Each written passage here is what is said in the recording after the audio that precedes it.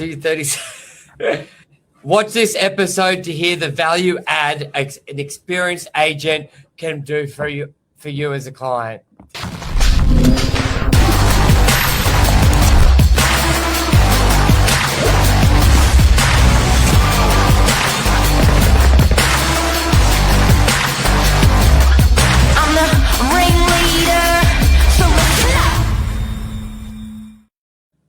Action.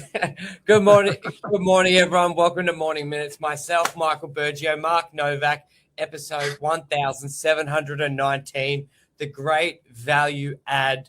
We had a very exciting day yesterday, looking through a under construction building that's going to be 60 storage units, and we were just talking about it this morning, going 99.9% of agents will never experience this. They're just selling second, there's nothing wrong with it, apartments, housing. They never get to sell a site to a client, say you can do this to it, help them do the approval, go through all the ups and downs with council, getting the approval, then experience the mid-construction up and down and stories like fire safety coming through and adding another $1 million of work needed, but also seeing all the areas where you can have extra income. Like you yesterday, Mark, like this could be rented out, this could be rented, and just increasing the overall value of a property. It's just exciting. I love it. Mark, what do you think? The great ad. Yeah, a lot of layers to it, isn't there? Because there's the funding layer, there's the occupation certificate, the certification layer, there's the selling layers. This particular one can be sold in 60 different pieces or in one line. There's talking to those buyers that would buy it in one line, all of the 60. There's talking to buyers that we do, buying them individually, where the value is, where the rentals are. It's quite a spectrum, or quite an A to Z sort of spectrum on the whole thing, isn't it? It's there's so many layers. It's fun. It is. And then eventually we'll be selling them and leasing them out, so there'll be even more layers to it. But it's a great part of the business where it's just, there's so much rapport building, and you get to really know the client because it's a very long period of time, but you get to add value. Like this site originally is $2 million. We've had offers close to $10 million. So it's nearly 5x within a year. And that's what I love about commercial. You don't have to be reliant on the market to make money. Because with an approval and a build, Yeah. Like with residential, you can renovate the property and it'd be worth less. On the other hand, we've seen people knock down the building and the land just be worth more. You're governed by the market itself so heavily, but with commercial, you can make money in any market. It's interesting, and look, the climate's crazy at the moment. Where what's that saying? When the tide goes out, you see who's naked. What does it say? Yeah, it's like that. The emperor's wearing no clothes. Like the tide goes. Emperor's wearing no clothes. So at the moment, with this consolidation part of the marketplace, with commercial and with residential, you're definitely seeing, my best advice is, cash flow is king. Anyone who's running good cash flow is actually is just motoring along. Anyone who's not is there's been a couple of fire sales out there a little bit, but I think you'd be surprised. 99.9% of people are actually fine, and there's no desperate selling of properties.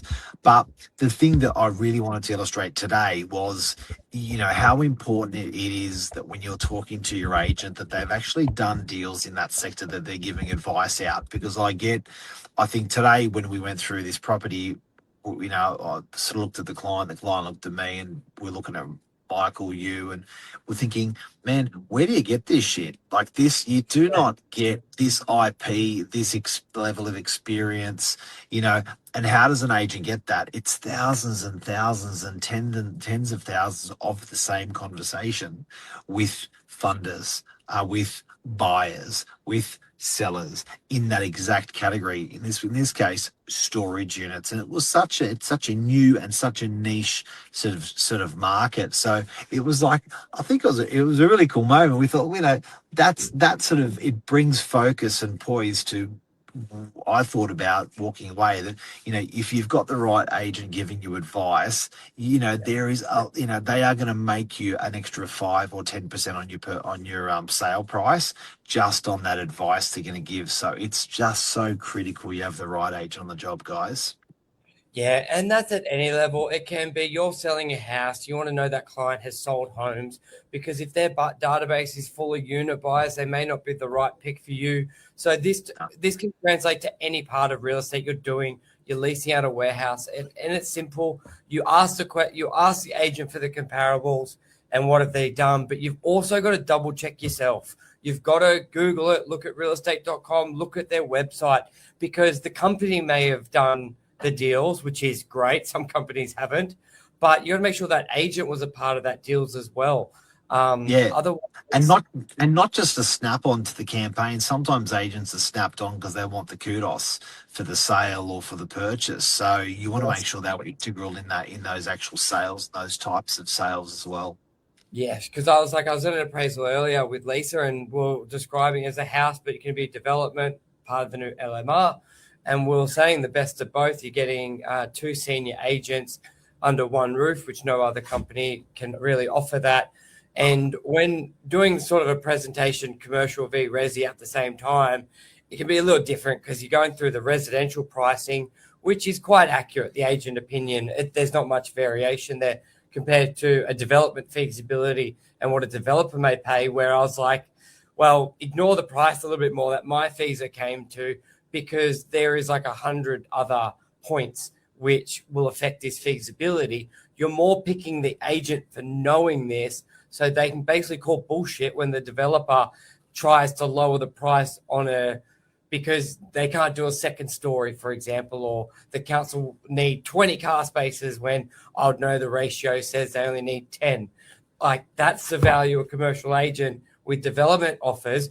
Not that I'm going to have an accurate feasibility to the dollar on what can be projected, because you're going to have, like, your biggest things will be solar access. Like, the council will say you may only be able to do 5 units once they see the plans, because you need to allow that natural light for the neighbor. Like, there's no way we can go into that detail now. But you just want to know that agent can have that conversation with that developer, because you get the developers like, oh, I want to negotiate directly with the owner. It's like, of course you do. You want to be able to, you want someone who can't call bullshit on you. And then it's very. How do you know that though? Just you're selling. How do you know that you've selected, you're getting the right advice? Questions ask, like, and also what are they presenting? ChatGPT questions in preparation. Yeah. What should I ask to know if they know what they're talking about, if they're selling a development site? Like, I go in with all the data, raw Excels, and it sort of is like you couldn't put that together you probably could now with AI, but you wouldn't be able to describe it and have the confidence to explain it. Like, I think the owner, even if they have no idea, play dumb and ask them to explain how they would sell it. And if the owner's like, well, I'd sell it to the childcare because I'll just tell them to check zoning and do childcare. But it's like, no. Like, if I'm explaining, like, 1,000 square meters, your ratio for land to parking is 7:1, building area, no, and they're like, okay, you're either the best bullshitter or you know half what you're talking about. So I think it does raise that when you're selecting your real estate agent, make sure they are exacting in the field that you're requiring them to act in.